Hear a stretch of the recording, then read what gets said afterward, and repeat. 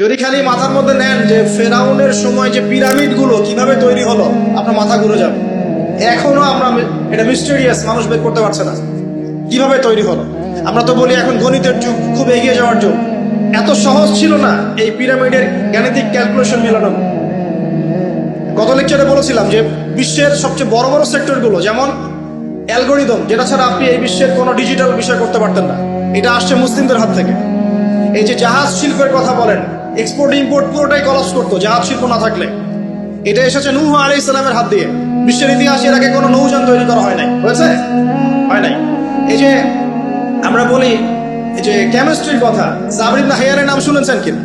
কেমিস্ট্রির যে পর্যায় সারণী, মূল তত্ত্ব তিনি দিয়েছেন। ভূগোল, এই ভূগোলের জিওগ্রাফিক্যাল ম্যাপস গুলো মুসলিমরা দিয়েছে।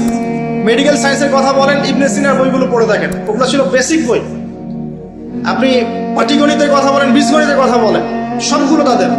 এই যে আমাদের অ্যাস্ট্রোনমি, জ্যোতির্বিদ্যা, এগুলো মুসলিমদের হাতে। বিশ্বের এমন কোনো সেক্টর নাই জ্ঞানের। ফিলোসফি, এই যে আপনি রাজি রাহিমাউল্লাহ তার বইগুলো পড়ে দেখেন, ইমাম গাজ্জালির বইগুলো পড়ে দেখেন, ফিলোসফির মূল থটস গুলো তারা দিয়েছে। এখন কি হয়েছে, এগুলোকে সরিয়ে দিয়ে আমরা পশ্চিমা দর্শনগুলো চর্চা করি যেহেতু, আর সবাইকে গিলানো হচ্ছে এগুলোই সভ্যতা, এর বাইরে কোনো সভ্যতাই ছিল না।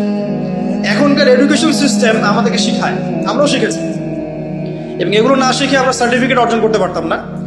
সেটা হচ্ছে যে সভ্যতা শুরু হয়েছে গ্রিকদের দ্বারা। কাদের দ্বারা? এই গ্রিকদের দ্বারা। এই গ্রিকদের সময়টাকে বলা হয় ওল্ড ওয়ার্ল্ড অর্ডার, প্রাচীন ওয়ার্ল্ড অর্ডার। ওই সময় থেকে একটা প্রাচীন ওয়ান ওয়ার্ল্ড অর্ডার চলেছিল আর কি। তারপরে এই ফরাসি বিপ্লবের পরের সময়টা এসেছে, কিন্তু ওইটা শেখানো হয় প্রত্যেক সমাজবিজ্ঞান বইগুলো দেখবেন। মনে হয় যেন এই পৃথিবীর নবী হচ্ছে গ্রিক দার্শনিক অ্যারিস্টটল। ভাবখান এমন না? প্রত্যেকটা ক্ষেত্রে অ্যারিস্টটল কি বলেছে, আর থেলিস কি বলেছে, আর ওই কি বলেন সক্রেটিস, লেনিন স্টালিন পরের কথা, ওনাটা পরের মানুষ। আমি গ্রিকদের কথা বলছি, সক্রেটিস, প্লেটো, অ্যারিস্টটল, এই ব্যাস।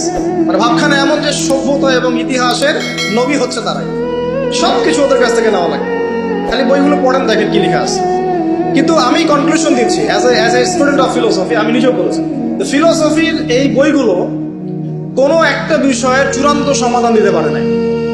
যে কোনো বিষয়, ঈশ্বর নিয়ে কথাবার্তা বলেছে, দীর্ঘদিন কথা বলেছে, কোনো কনক্লুশন আসতে পারে নাই।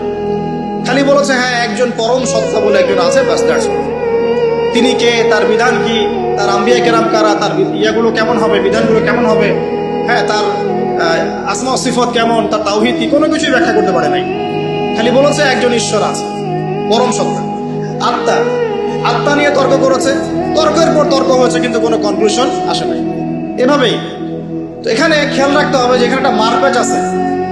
আমাদেরকে কোরআন এবং সুন্নাহর মূলনীতি থেকে সরিয়ে দেওয়ার জন্য এই একটা জ্ঞানতাত্ত্বিক দর্শন চালু করা হয়েছে। সমাজ মনে হয় টিকে আছে ওদের দ্বারাই, বিষয়টা এমন নয়, বরং তারা এসেছে অনেক পরে। সর্বপ্রথম সভ্যতা শুরু হয়েছিল নবী আদম আলাইহিস সালামকে দিয়ে, তারপরে নূহ আলাইহিস সালামকে দিয়ে, তারপরে ইব্রাহিম আলাইহিস সালাম, মাঝখানে আরো নবী চলে গেছেন, আদ এবং সামুদ জাতি চলে গেছে, শুআয়ব আলাইহিস সালামের কওম চলে গেছে, মূসা আলাইহিস সালাম ফেরাউনের কওম চলে গেছে। কোরআনের পাতায় পাতায় মূসা আর ফেরাউন।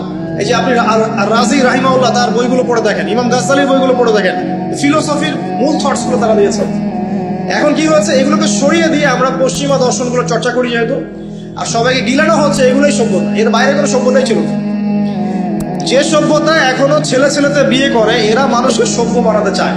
দুর্ভাগ্য এখানে, ওরা এখনো ছেলে বিয়ে করে এবং বলে যে এটা হচ্ছে বাক স্বাধীনতা, ব্যক্তি স্বাধীনতা, ব্যক্তি স্বাধীনতা। তো যে কওমে লূতকে এই সমকামিতার কারণে আল্লাহ পাক মাটিটা উপরে তুলে আবার বসিয়ে দিলেন, ওখান থেকে আমাকে এখন মানবতা শিক্ষা শিখতে হচ্ছে। এরা মানবতার ধ্বজাধারী হয়ে আছে, যাদের হাতে সারা বিশ্বের হাজার হাজার না লক্ষ লক্ষ মানুষের রক্ত লেগে আছে, রক্ত, ব্লাড। এবং এই ব্লাডগুলো ইনোসেন্ট মানুষের ব্লাড, নিষ্পাপ মানুষের ব্লাড, নিষ্পাপ শিশুদের ব্লাড লেগে আছে। ওদের কাছে আমাদের শিখতে হচ্ছে এখন যে মানবতা কাকে বলে। এর চেয়ে দুঃখের আর কি আছে মুসলিমদের জন্য? তারা সারা বিশ্বে সুদ খাওয়াচ্ছে মানুষকে, ওদের কাছে শিখতে হচ্ছে যে অর্থনৈতিক প্রোগ্রেস কেমন করে হবে। কথা বুঝতে পারেন না হয়তো, বুঝবেন ইনশাল্লাহ একদিন। তাই আসলে বিষয়টা এমন না, বিষয়টা হচ্ছে যে ইসলাম আল্লাহ পাক দিয়েছেন প্রাচীন কাল থেকেই, এবং আধুনিক পর্যন্ত ইসলাম আছে। এর বাইরে কিছু মতবাদগুলো চলছে, এগুলোকে আমরা ইসলামের সাথে গুলিয়ে ফেলেছি, কারণ এগুলোর বাহ্যিক চাকচিক্য আছে। দেখে মনে হয় যে বস্তুবাদী সভ্যতা, mills and factories and finance, economic sector অনেক স্ট্রং, অনেক মিলিটারি পাওয়ার, পারমাণবিক ওয়েপন্স, এগুলো দেখলে মানুষের চোখ ধাঁধিয়ে যায়, মনে হয় যে বাপরে বাপ কি একটা অবস্থা, তাই না? এটা বিগত জাস্ট 200 বছরের হিস্ট্রি। এর আগ পর্যন্ত আপনি যা দেখবেন সবই ইসলাম। লাস্ট 200 বছরে কি হয়েছে? লাস্ট 200 বছরে আমরা আমাদের খিলাফা হারিয়ে ফেলেছি।